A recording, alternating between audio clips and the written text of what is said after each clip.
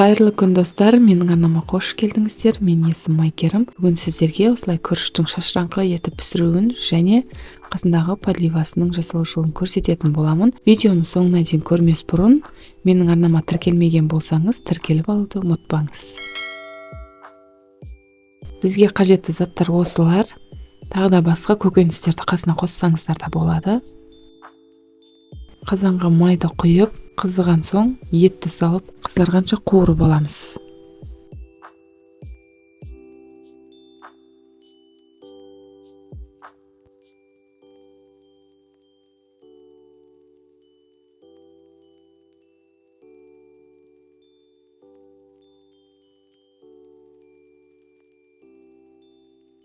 Еті қызарған соң өзімізге қажетті пиязды салып, бұны да кішкене қызарғанша қуырып аламыз.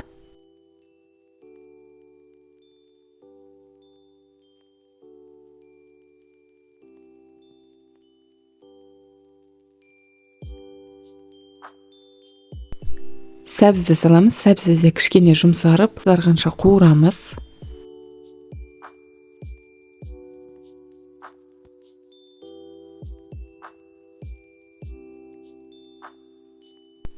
Қызанақты саламыз және қызыл болгар бұрышын саламыз. 1 шай қасық тәтті паприка саламыз және жарты шай қасық қара бұрыш саламыз. Мен тұз салған жоқпын, ет тұздалғандықтан тұзын өздеріңіз көз мөлшермен салсаңыздар болады. Енді осылардың барлығын жақсылап араластырамыз. Дәміне қарай өзіңіз қалаған дәмдеуіштеріңізді қоссаңыздар болады. Мен осындай дәмдеуішті қостым.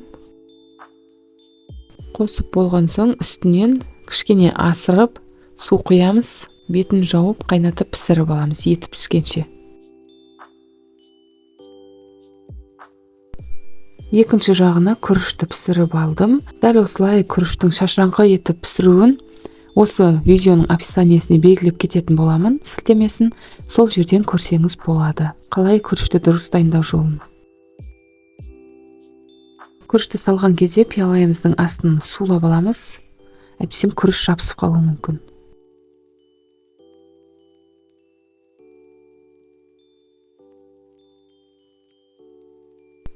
Енді дайын болған подливамызды құямыз. Егер де ұнаған болса, сізде жасап көріңіз. Күрішпен немесе пюремен осы подливаны жасасаңыз өте әдемі шығады.